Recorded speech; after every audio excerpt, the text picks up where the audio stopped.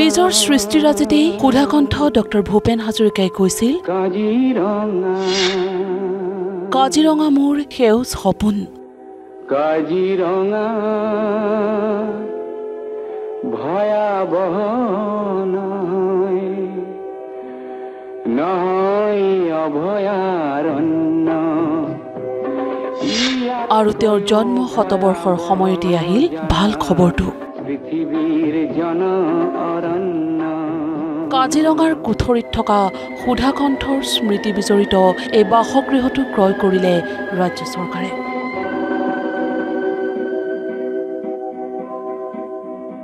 Doctor Bhupen Hazarika সাংস্কৃতিক প্ৰকল্প নিৰ্মাণৰ বাবে অসম চৰকাৰৰ কৰ্তৃত্বলৈ আহিল কাজিৰঙাৰ কুঠৰিৰ সুধাকণ্ঠৰ স্মৃতি বিজড়িত এই ঘৰ আৰু ভূমি, যি ঘৰত এসময়ত ডক্টৰ ভূপেন হাজৰিকাই সৃষ্টি কৰিছিল তেওঁৰ বহুকালজয়ী গীত। কালি শুনিলোঁ কথাটো, ৰাতি এই খবৰটো পালোঁ, পাই ইমান আনন্দিত হৈছোঁ। কাৰণ এই কুঠৰিৰ এই ঘৰখন ভূপেন দাৰ খুব মৰমৰ ঘৰ আছিল। কাৰণ যেতিয়াৰ পৰাই চন্দ্ৰপোকন আছিলে, চন্দ্ৰদাই ঠিক কৰি দিয়া এইখিনি, তাতে আহি পেলাই ভূপেন দাই মাজতে ভূপেন দাৰ হাতৰ পৰা মানে আঁতৰি গৈ মাটিখিনি নোহোৱা হৈছিলে। ভূপেন দা যেতিয়া আমাৰ গুৱাহাটীৰ পৰা উজনি অসমলৈ আহে, তেতিয়া ইয়াতে তেখেতে ৰেষ্ট লৈছিলে আৰু এই বিচনাখনতে তেখেতে বহি পেলাই বহুখিনি কালজয়ী গীত ৰচনা কৰিছিলে, হাৰমনিয়াম বজাইছিলে। 2,51,00,000 টকাত ফটিক নেওগ নামৰ ব্যক্তিজনৰ পৰা এই ঘৰ আৰু ভূমিৰ স্বত্ব ক্ৰয় কৰিলে ৰাজ্য চৰকাৰে। 10 দিনৰ ভিতৰত এই ঘৰ আৰু ভূমি চৰকাৰক হস্তান্তৰ কৰিবলৈ ইতিমধ্যে নগাঁও জিলা আয়ুক্তই প্ৰেৰণ কৰিছে জাননী। স্বাভাৱিকতেই এয়া এক আহ্লাদিত খবৰ। চৰকাৰে পুনৰ এইটো উদ্ধাৰ কৰিলে। ভূপেন দাৰ মাটিখিনি ভূপেন দাক উভতাই দিছে। ভূপেন দা নাই যদিও ভূপেন দাক উভতাই দিছে বুলি আমি আনন্দিত হৈছোঁ। এই খবৰ পালোঁ যেতিয়া আমাৰ চক্ৰ বিষয়া অফিচৰ পৰা 2জন কৰ্মচাৰী আৰু আমাৰ গাঁওবুঢ়াই এখন নটিচ লৈ আহি পেলাই ইয়াত জাননী মাৰিছে যে এই ঘৰটো আজি আমাৰ ৰাজ্য চৰকাৰে খৰিদ কৰি পেলাই লৈছে।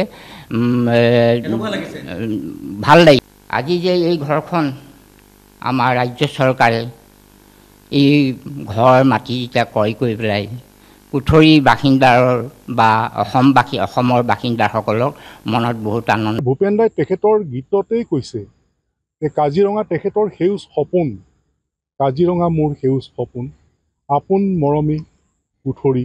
গতিকে তেখেতৰ গীতত যিখিনি কথা প্ৰকাশ পাইছে, সেই কথা যে আজি বাস্তৱত ৰূপ দিছে অসম চৰকাৰে, তাৰ কাৰণে মই অসমৰ মাননীয় মুখ্যমন্ত্ৰী ডক্টৰ হিমন্ত বিশ্ব শৰ্মাদেৱক আন্তৰিক কৃতজ্ঞতা আৰু ধন্যবাদ জনাইছোঁ কলিয়াবৰবাসীৰ তৰফৰ পৰা। এইগৰাকী সুৰেন নেওগ কাজিৰঙাৰ কুঠৰিত ভূপেন হাজৰিকা থকাৰ সময়ত তেওঁৰ ব্যক্তিগত সহায়কাৰী আছিল। দীৰ্ঘ বছৰৰ মূৰত আজি খোল খালে এই বাসগৃহটোৰ দুৱাৰ। ঢপলিয়াই আহিল তেওঁ, কাৰণ সুধাকণ্ঠৰ স্মৃতি বিজড়িত এই বিচনাখন, এই কোঠাটো দেখি তেওঁ নষ্টালজিক হৈ পৰিল। এয়া মোৰ আনন্দৰে চকু, কিন্তু মই এটাই কি এই বিচনাখন হাত দি পেলাই মোৰ মনত দুখ লাগিছিল। 2-4জন শিল্পীও আহিছিলে, তেখেতসকলেও ইয়াতে বহি বহুত আনন্দিত পাইছিলে আৰু তেখেতসকলে ইয়াতে বহি বহুতখিনি খাদ্যও গ্ৰহণ কৰিছিলে, আমিয়ে বনাই দিছোঁ। কিন্তু আজি এই বিচনাখন জহি খহি গ'ল, কিন্তু মই যেতিয়া ইয়াত সোমাই আছিলোঁ তেতিয়া মই এইখিনি সম্পূৰ্ণ পৰিপাটি কৰি ৰাখিছিলোঁ। কাজিৰঙাৰ কুঠৰি বুলিলেই পুনৰবাৰ নষ্টালজিক হৈ পৰিল সুধাকণ্ঠৰ ভাতৃ শিল্পী সমৰ হাজৰিকাও। এই ঘৰখন ভূপেন দাৰ খুব প্ৰিয় আছিল, কাৰণ ভূপেন দা 74ত তেনেকুৱাতে হ'ব আনুমানিক। ভূপেন দা, মই, মোৰ বাইদেউ, মোৰ ভাগিন ঋতুপৰ্ণ শৰ্মা, আমি গোটেইবোৰ ইয়াত 3 ৰাতি আছিলোঁ এই ঘৰটোত। তেতিয়া সৰুকৈ ঘৰটো ভূপেন দাই সজাই লৈছিলে, তাতে মাটিতে বহিব পৰা জেগা উলিয়াইছিলে। তেতিয়া তাত আমি 3 ৰাতি থাকোঁতে ইমান ফূৰ্তি, সেই তাত খেতি হৈছিলে, সৰিয়হৰ খেতি। তাতে নৱ আলিয়ে খেতি কৰিছিল। সেই সৰিয়হৰ গুৱাহাটীলৈ নি পেলাই আমি খাদী ভাণ্ডাৰৰ তেল উলিয়াই সেইটো ভূপেন দাই লৈ যায় পিটিকা খাবলৈ কলিকতালৈ। আৰু তাতে ৰঙালাওৰ খেতি হৈছিলে খুব। ৰঙালাও এবাৰ আমি যেতিয়া 3 দিন আছিলোঁ, তেতিয়া ভূপেন দাই 8টা নে 9টা ৰঙালাও পৰি আছিলে ঘৰটোৰ মজিয়াত। তাৰে 7টা সিদিনা সোমবাৰ আছিলে, এদিন বজাৰ হয় লগতে। গতিকে আমি দাঙি নি পেলাই সেই হাতখনত লগতে থকা হাতখনত ৰঙালাও বেচা মোৰ মনত আছে। ৰাজ্য চৰকাৰৰ এই সিদ্ধান্তক আদৰণি জনালে সুধাকণ্ঠৰ সকলো অনুৰাগীয়ে। এয়া এক আনন্দৰ খবৰ, এয়া এক ভাল খবৰ।